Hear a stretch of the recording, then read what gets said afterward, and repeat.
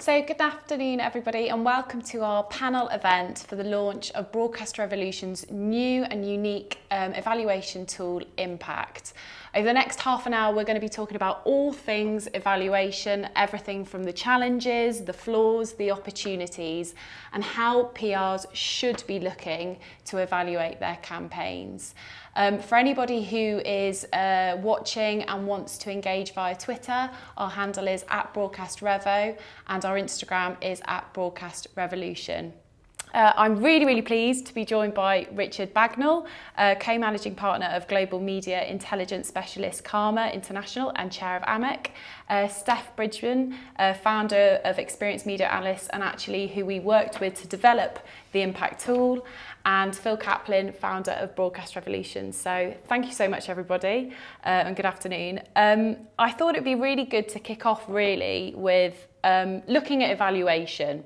So it's been a sort of a long-standing, we've had our long-standing gremlins really when it comes to evaluation. And Richard, I thought it'd be great for you to kick us off with what have been some of those challenges that we faced over the years? What are some of these old models that people are sort of still using?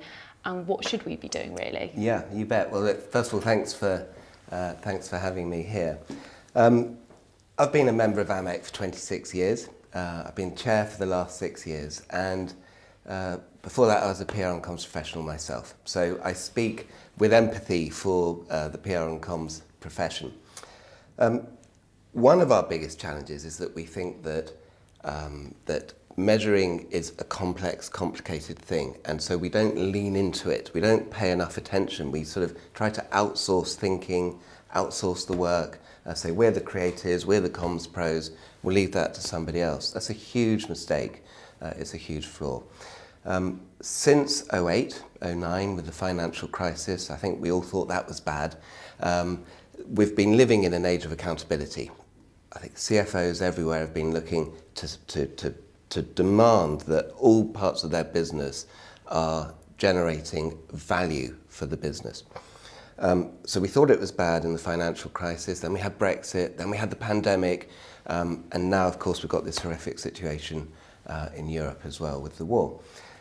This creates huge uncertainty. When you've got uncertainty, businesses don't like it. So the first thing they do is they look to save money. CFOs are looking for value and not for activity.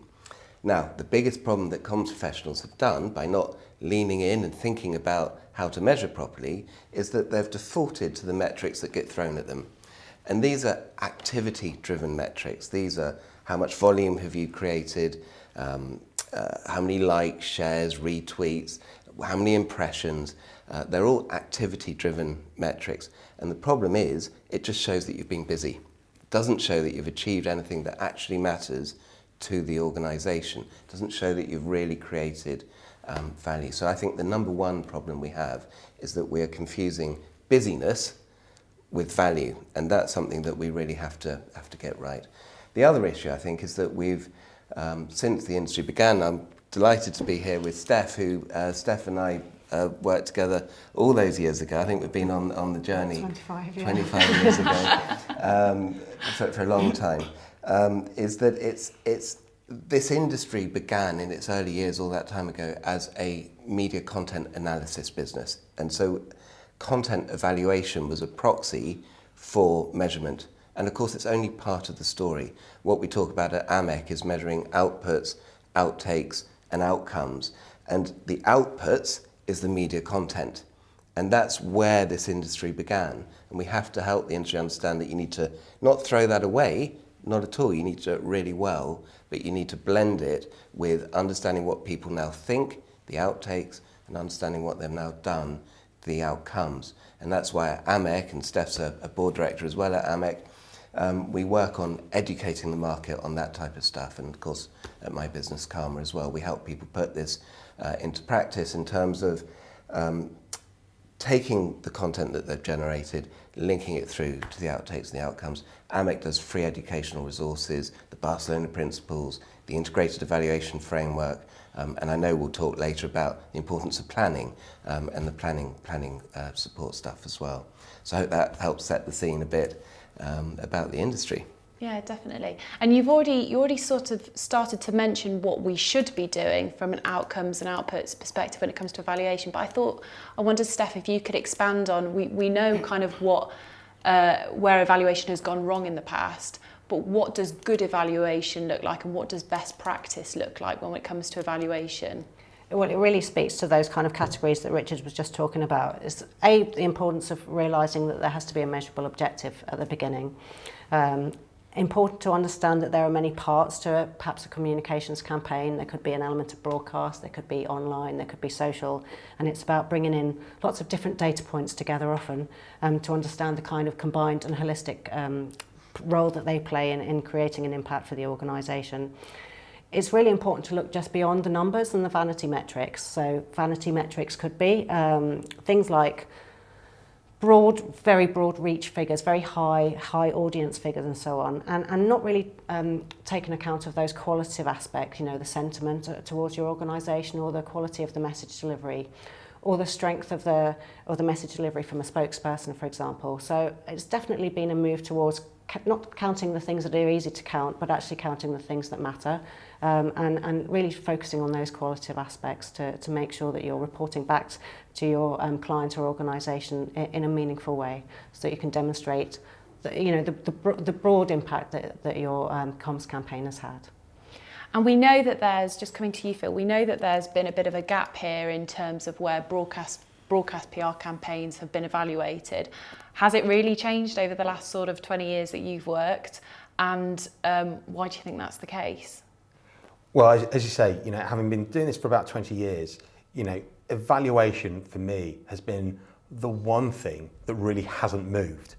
The guys have touched on, some of the vanity metrics. I love that. Reach, is the big number. Volume of coverage. How many interviews have you done? Again, when Richard's talking about, showing you've been busy.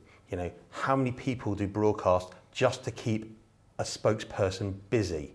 That surely can't be a real metric.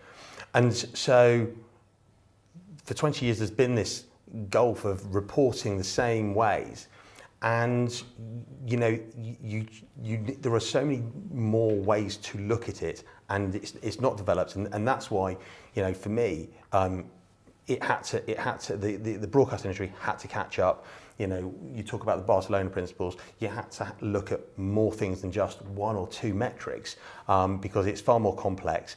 As Richard's already touched on, the comms pound it is more and more valuable and harder to get. And so you have to be able to show value. And that's not just keeping people busy or showing big numbers, because that paints a probable false picture of success. So I think we've obviously spoken about the importance of actually factoring, it's not just, as I think one person named it, the vanity metrics, but actually pulling together all these different nuances and all these other the data points that show that kind of quality of the coverage, which I think leads us quite nicely into talking about the actual evaluation model that, Steph, that you've helped and worked in conjunction with Broadcast Revolution to develop, Impact. So I just wanted for you to give us a bit of an overview into what Impact is, and how, just a broad overview really of how it works. Yeah, absolutely, thanks. And I was so delighted when Phil reached out and we started working on this project some months ago, because it is about taking that reporting of your broadcast exposure beyond just reporting those weekly reach figures, perhaps for radio, which can sometimes be misleading.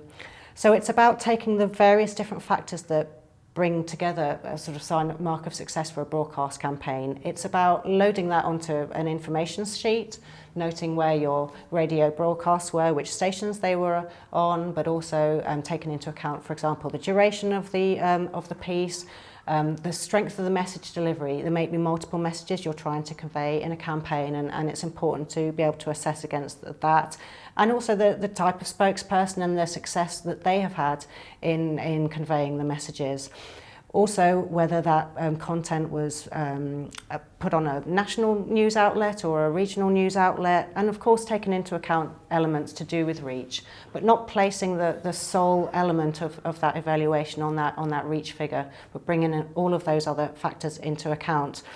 It effectively turns all of those different factors into a score out of 100 for each different piece of content that you have, and then for a combined element of a campaign, it takes the average of those scores and gives you effectively a mark out of 100.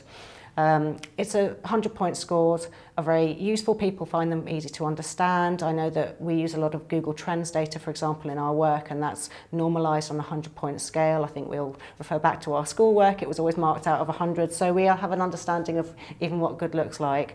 And it's about being able to come up with a single figure to demonstrate the impact of a campaign, but knowing that there are multiple parts that sit behind that figure that contribute towards it, and being able to dig into what elements of those particular pieces of content contributed either to that high or that low score.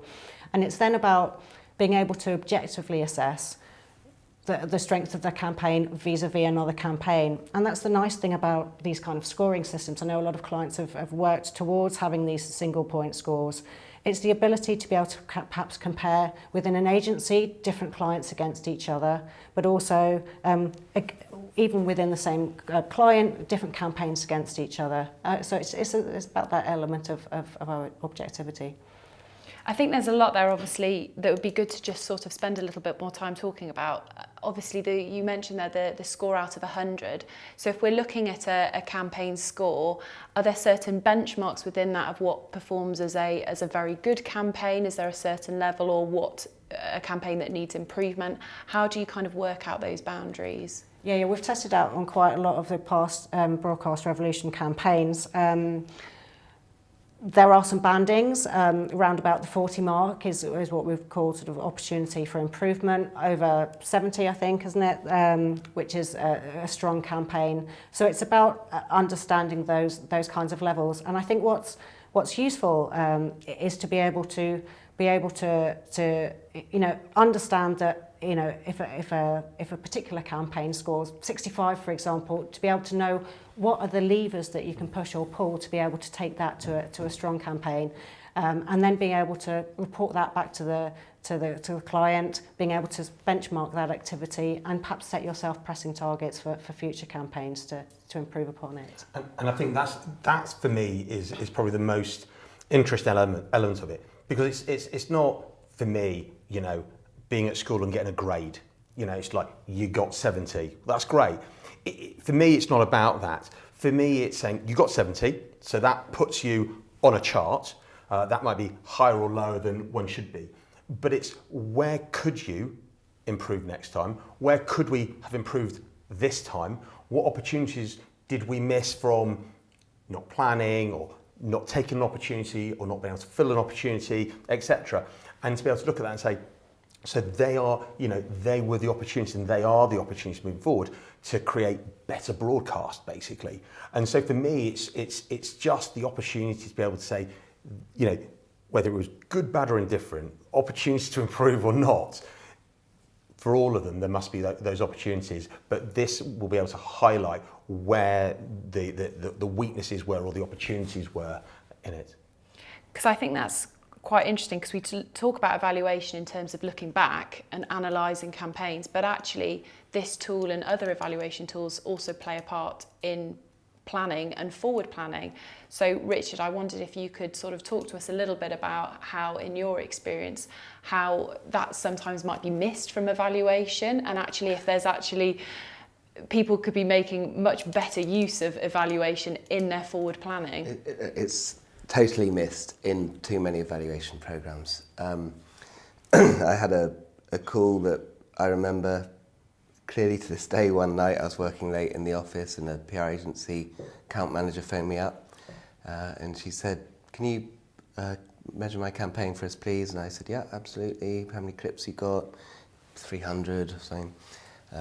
I said, "Fine." I said, she said, "It's really, really urgent." I said, "Okay, let me take a brief." I said, "So, she told me who the client was," and I said, "So what were your messages, and what were you trying to achieve?" She said, "Well, I thought you were going to measure that and tell that for me. And so clearly this was a campaign that had just been all about activity, some creative idea without properly linking it to objectives. And if you don't understand the objectives, you're not going to form a credible plan. If you don't have a credible plan, you're not going to have a credible measurement programme.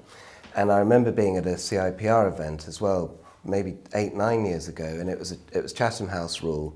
It was a senior group of in-house professionals, and a very senior head of comms turned to me and she said, "Richard, you see, the biggest problem, PR's dirty secret, is that we don't plan properly." The good news is today we're seeing that change. We're seeing PR agencies with specialist planning departments. We're seeing the rise and the importance of planning. But planning is critical to this whole process and having those objectives. So what I like about the approach that you guys have got here is you've got the index score, which allows you to have that benchmarking. But measurement programs which stop at an index score are fundamentally flawed because they don't give you the granular information you need. You wouldn't get on an aeroplane and hope to see the pilot, whether it's a he or she, flying the plane with one number in front of them that's taking into account the entire health of the plane. How high are you, how fast are you going, how much fuel have you got? You are reassured by seeing the pilot with multiple metrics all around them, giving them real-time information on how the plane is doing. So you need a measurement program. Brilliant that you have an index, gives you a score, it allows you to benchmark, it's a broad brush, but then you have this granularity behind it. So you can see, well, we need to focus a bit harder in that area or a bit more in the other area. And then you can link that information, pull it all together, and you say, how do we do better going forward? And that, I always think of planning. I very badly did a degree in classical studies, and I always remember the Roman god Janus, who was the god of the new year. And Janus, where we get January from, is that because he has two faces. He has one that looks to the future in the coming year, and he has one that looks to the past. And I think if measurement does that, it's doing the right thing. Let's measure the past, but let's take that information and let's look to the future with it as well. Absolutely. And I think there's probably a second sort of, we've spoken about sort of having these big sort of figures that don't actually mean anything and don't actually give us a lot of information. But I know, Steph, when we've spoken, you've talked about also the subjectivity of that sort of figure in terms of actually who's deciding what that benchmark is. So is there also an element of some internal, we touched on it at the very beginning in terms of what's driving evaluation, what's driving incorrectly so. So actually, is there a need internally to educate upwards in terms of what we should be measuring for and what should we be evaluating for? Yeah, definitely. And I think that kind of comes with understanding of what good measurement looks like and an understanding of taking that measurement beyond just reporting the outputs, but actually taking into account all of the elements. And that's why I may have forgotten to say earlier when describing the score, but it does take account, importantly, what the objectives were too. And it's really very, very important that those objectives are laid out there at the beginning, because unless you know what you're trying to achieve, it's very hard to then demonstrate whether you did achieve it. So there is a need to upskill internally, but I think the joy of having this 100-point score is also the ability to have that simplicity of the 100-point score, so that you can just go with the one figure and not necessarily have to explain all of the constituent parts to all of your stakeholders. So it has that sort of complexity that sits behind it, but the simplicity of the single score. Yeah. Think of it like the FTSE index, can't you? Like if you wake up and you hear on the radio the FTSE's gone up, you feel good. Maybe you're a bit wealthier, you feel, but then if you remember that all your shares are in BP, right now I guess that you're in Clover, but all your shares are in, I don't know, the tech stocks are having a hard time at the moment, so all your shares are in Microsoft or Apple or whatever, and even though the FTSE's gone up, your personal wealth may not have done, and that's the issue with a single number on its own. So Phil, when we're talking about these different components and how they can serve in and sort of in terms of evaluation from a broadcast point of view, when we're looking at spokespeople, where we're not just looking at reach, we're looking at all these other sort of considerations that Steph touched on. How can that inform, and how should that inform specifically with broadcast PR when it comes to planning? I think this is the crucial part.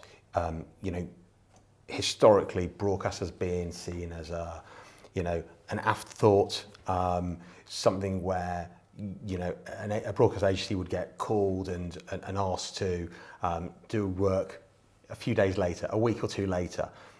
Here's the press release, here's your spokesperson, off you go, because it's benchmarked off, how much coverage are you going to get me?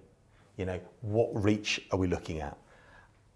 How can any of that, in any shape or form, be successful, unless you're lucky enough that it's a great story with David Beckham and whatever it might be. You can get great results, but that's luck, nothing more. And so for me, what's so important is the planning stage and asking all these questions. We touch on with all our clients the big questions, and they're not easy to answer. I had a new biz call come into me, and it by all senses it seemed like it was a piece of work they were happy to work with us on, and I asked them two, in my opinion, very simple questions about what they'd sent me. Bear in mind they've sent me a paragraph or two, and I've just pushed back and asked a couple of questions, and the client very nicely said, this process would work a lot smoother if I didn't ask difficult questions that she didn't know the answer to. And she laughed at me, saying it. But that is at the heart of it, the problem. We have to ask the difficult questions. Clients have to ask difficult questions of whoever their stakeholders are. And we have to have answers. We accept you're not always going to get the answers. But the point of the conversation today means you might not deliver exactly what you should or would want to get out of said piece of work. And so for me, it's asking the big questions early on, challenging some of the things that the client may think they want to do, whether that's around, the type of spokesperson or the type of approach to broadcast, whatever it might be.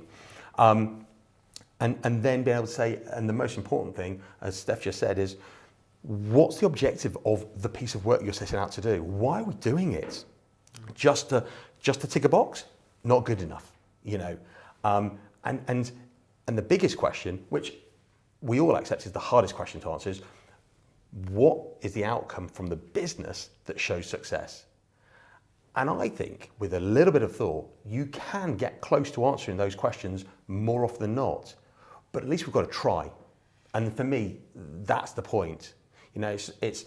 I'm not saying don't do it if you can't answer the questions, but understand you're hampered before you start if you can't answer them.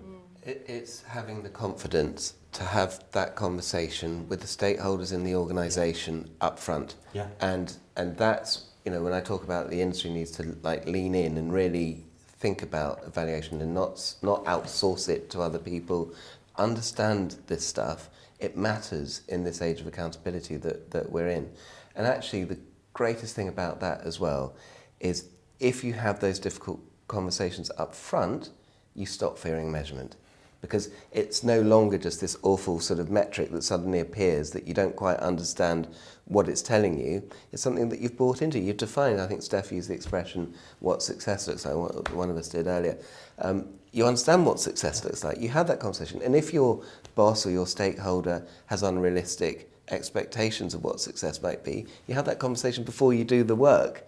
And you reset those expectations at that point. Yeah. I think it's absolutely critical, but it all comes back to that planning, understanding objectives. And by the way, it's all too common. The amount of comms professionals over my career I've met who just say, well, I'm not really sure what our organisational objective on this one is, but we've been asked to do this activity.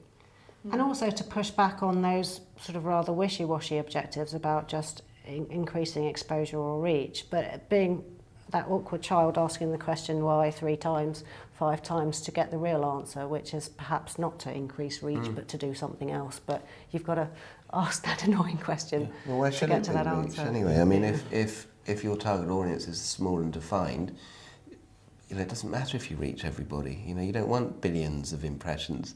You want to reach the right people, and you want them to think something they otherwise wouldn't have thought, or do something they otherwise wouldn't have done. Exactly. I mean, again, we just completed a campaign with a client that's honestly taken forever to happen. But the aim of the campaign for the PR team was to get the senior board to understand broadcast and understand the value, because the comms team did, and they wanted the board to do it. And we did a very nice campaign.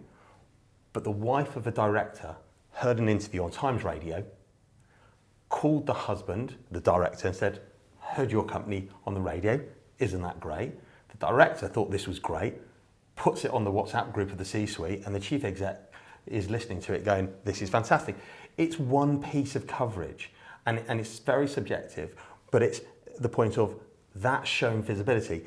And in their world, that one piece is going everywhere and everybody's listening to it, which of course isn't true. But it's something like that then shows success to it. And a group of people go, well, that one piece must mean that it's successful. Quite a narrow view. It takes more than that, but it can be as simple as that as well sometimes. It's because it's interesting. We're talking so much around sort of outputs, outcomes, but I want to just ask you, Stephanie, about this because we were also talking about reach and actually how the evaluation tool can make that difference between if it's just a 5-minute interview on that station with that weekly reach, but actually what that 5-minute, considering all the 17 different things that go into the evaluation tool, how can it can show the exact quality of that particular interview. Yeah, I mean, it's all very well having a long 5-minute piece if it doesn't mention your brand or doesn't convey any of the messages that you were trying to convey, or perhaps says something negative. So it's about taking into account those factors and being able to really, I mean, I think more than ever, particularly past couple of years, the power of broadcast to change perceptions, to change behaviours. It's about that the way in which I think broadcast, perhaps more so than print or online, can really do that. So yeah, it is very important that it does take into account all of those different elements, because as you say,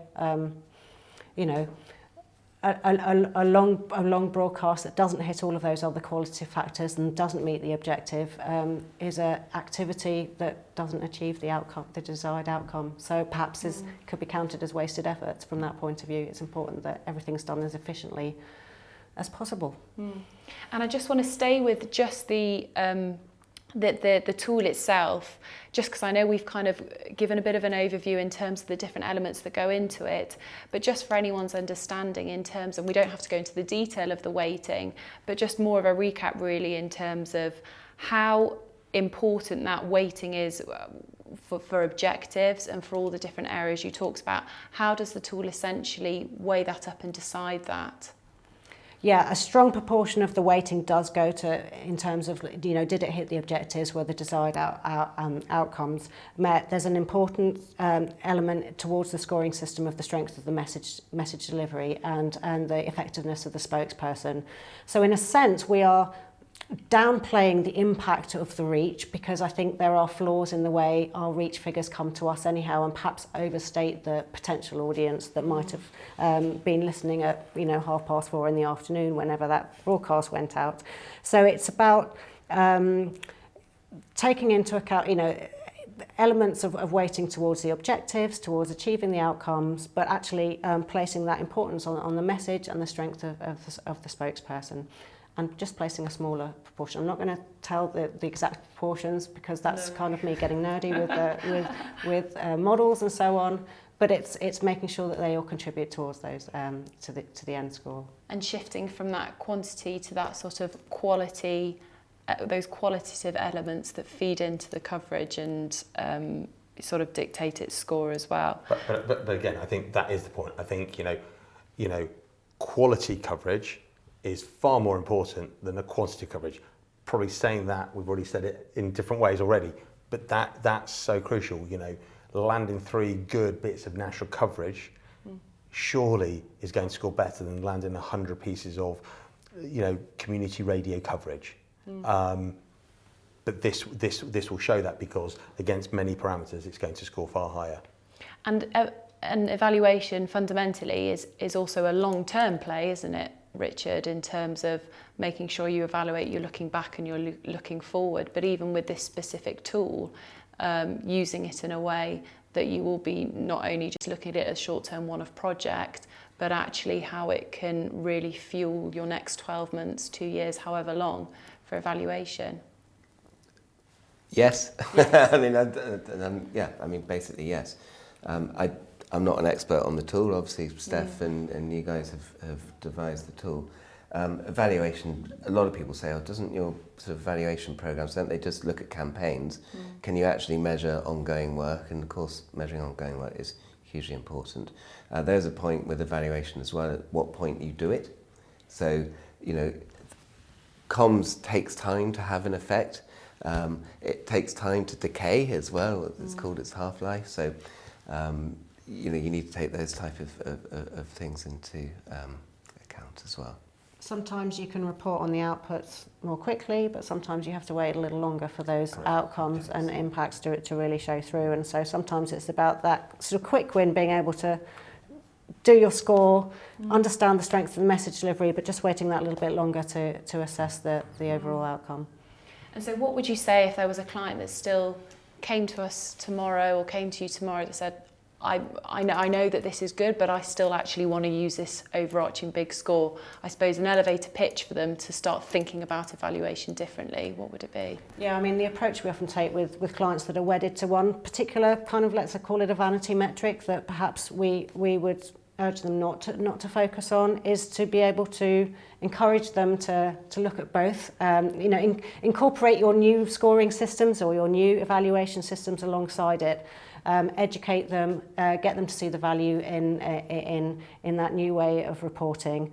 And over time, I think over the years, we've been able to convert clients from those slightly over-exaggerated vanity scoring systems into measurement systems that really give them a meaningful understanding of the impact their activities are having, the impact that they are having as a comms team themselves, and the way in which that comms team can help better demonstrate the value that they're bringing to their business, rather than merely just reporting on outputs. And Phil, is that sort of your hope from a broadcast PR perspective, what this tool can do moving forward for clients? Yeah, for me, it's about having conversations earlier, planning to deliver better quality coverage that, as we keep saying, delivers real outcomes. And less about the outputs, and for people to understand, as we keep saying, there are many levers. So against certain levers, how can we improve it? Sometimes possible, sometimes not possible. But if we can, deliver against some of them, that's only going to improve moving forward. So we've had a few questions in from our audience that I'm just going to sort of go through now. One of the questions we've had in from Sarah is, can this be used across all sectors of PR or just broadcast at the moment? So, it's a conversation we've been having, yeah. I mean, obviously we've devised the system specifically with broadcast in mind, and we've used the expertise of your team to focus the system on that way, but it has been designed with a view to incorporating other media channels also. Question from James. Many people judge a broadcast interview success primarily on the audience figures for that programme, which we've talked about. How significant is the audience data in your appraisal of how effective a campaign is? So yeah, as I mentioned before, it has a weighting, but not a significant weighting. It's not a majority weighting towards the overall score. It's just one of the many factors. I think we've said there's 17 different elements that would feed in towards the score. It's not 1/17 of 100, but And again, from a broadcast point of view, it's asking, the big questions early on. If you're targeting a younger audience for broadcast, but you decide that success means being across the BBC network, there is a juxtaposed problem here. That isn't success in reality, but to you, said business, that's success.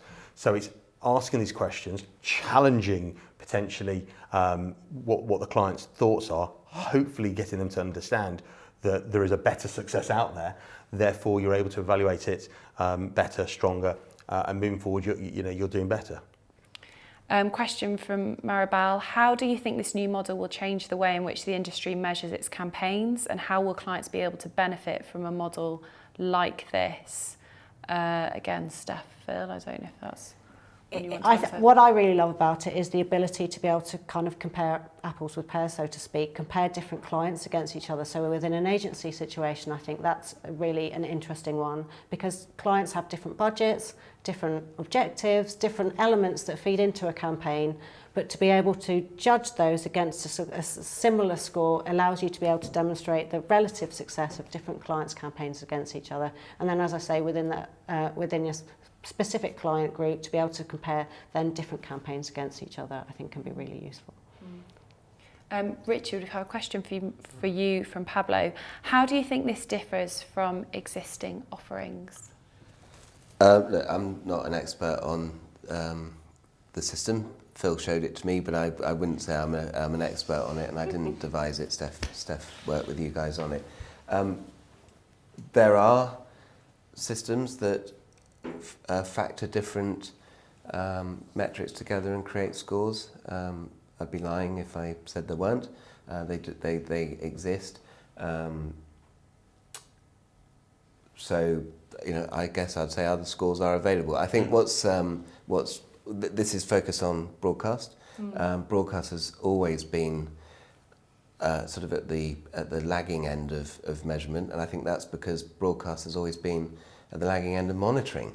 Back in the days when we were all younger, to get a broadcast clip, you basically had to go to, I think it was Kantar, and they charged an absolute fortune for it. And of course, it meant people said, "Oh, don't worry about it," or "Can you broadcast it? Can you evaluate it from transcripts?"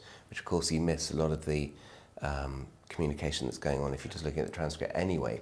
So the fact that it's tailored at broadcast, I think, is great and something to be absolutely welcomed.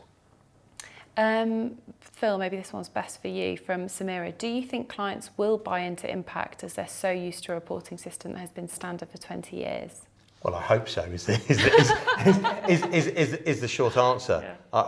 I think, I'm not going to lie, I think there is a little bit of pain as far as, questions to be answered, but in a really good way to deliver, strong work that we can all be proud of. So I hope so.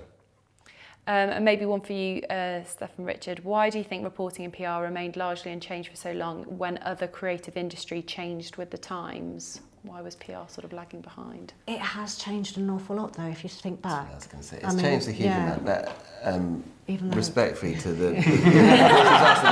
This is the point about the industry needs to lean in. If you sit and say, I want impressions and I want AVEs, then nothing's changed. If you lean in, think about it. The problem is we can't outsource our thinking. This stuff takes time. You have to spend the time at your organisation, understanding your objectives, understanding what the organisation wants you to do, understanding how comms fits into that, then making sure that you understand whether your campaign you're going to do, what success looks like, defining all of that stuff up front. That takes time. It's not always easy. How are you going to measure it? Some of the outtakes and outcomes, some of that data will exist inside your organisation already. You've got to go and knock down doors of siloed departments to get that data. It's not easy and it takes time. But if we don't make the effort and put the time in, I think the PR industry's got a huge problem on its hands, because it's going to be just seen as an expensive cost of people who are just doing stuff that isn't adding value, and that is such a dangerous place to be. We are without doubt going into a recession. I think anyone in the UK who thinks we are not going into recession needs their head looking at, because it's almost guaranteed now. There's huge amounts of debt in our system, there's huge amounts of uncertainty. We've got a real challenge and we've got to lean in. I'm afraid measurement has changed enormously. AMEC puts out free, expert global advice, and it's all there to go and to read about. The integrated evaluation framework will take all of your viewers through on a step-by-step process, whether they're the smallest charity or the largest international bank. It works in all cases. It's free. It's been a labour of love by many experts to produce. people need to go and lean in and understand what's going on in the measurement world. And building on from Richard's point, and the key word there in the evaluation framework is integrated, and us talking about the importance of integrating broadcast with other channels as well. I think that's been one of the key sort of exciting developments the past few years in the measurement industry, is the ability to bring in those multiple data sources and not look at certain activities and certain pieces of work by certain teams in isolation, because actually all of these things contribute to a combined whole. It's about considering multiple data sources and taking that through to understanding true outcomes. And I think it's important as well this isn't as complicated as people think it is. It takes time, but it's not necessarily complex. It's all about PR. So much has changed in the world of comms and PR over the last 10, 15, 20 years, with social, with broadcast not being on, certainly when we were young, 3 or 4 channels. Now there's thousands of channels. There's influencers don't like to be called influencers. They're content creators. They're pumping content out. And I still say that everyone, hold your horses. The more things have changed, actually, the more they've stayed the same. What are we doing as comms professionals? We're trying to get a point of view or a message to the right people, a target audience, in the right place at the right time, to get them to do something. And that's either be aware or change their mind, or it's to buy something or to do something different, stop smoking, whatever it is, an outcome. And if we think about that, think about all of the people who are listening in, think about their organisation. What is it that they're trying to do? Who are they trying to reach? How are they going to reach them? Where's their target audience? What are the things that they want them to do? And then pull those data points together to tell a meaningful measurement story. It's actually quite fun doing it, and it's not something to fear. What are some of the failures, this is from Stacey, what are some of the failures of previous evaluation models you've used, and how will impact not present the same shortcomings? So I remember my job interview back in the day, and we were talking about these kinds of things, because there were an awful lot of these kind of pseudo-scoring systems and complex measurement systems. And this is why I think I love the 100-point scale. There's a simplicity to it. I think many measurement professionals, there's a lot of complexity going into these scoring systems that are being developed, but it's important that all the complex stuff that goes on in the background, I think, is portrayed in a nice, simple 100-point scale or 10-point scale, because clients have got so many other things to get their heads around, let alone the scale. So I think some of the challenges in the past has been complex scales, complex wording, just a sort of an opaqueness to it. And I think we've been quite upfront in the various things that contribute towards this score. It's about that sort of transparency, to be able to explain to organisations the various factors that do feature into it. And just kind of being sort of honest and open about what feeds into it. That's critical. So one of the Barcelona principles is that a measurement system shouldn't be a black box, and it should be transparent, and it should be replicable.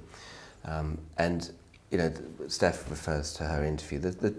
Some of the organisations that were doing scoring systems in those days produced a score. I mean, I remember going to see Boots, who asked us to pitch, and the lady said to me, she said, Richard, she said, what's happening is I'm getting this score from my measurement vendor, and they're telling me that I've scored, 40, and you referred to must try harder or could do better or room for improvement or whatever you said. They've scored 40. She said, but if it's a, is it Boots number 5, one of their, the number 7? If it's a number 7 lipstick, and I get a small little article on page 152 of Cosmo, I'll sell out nationwide tomorrow.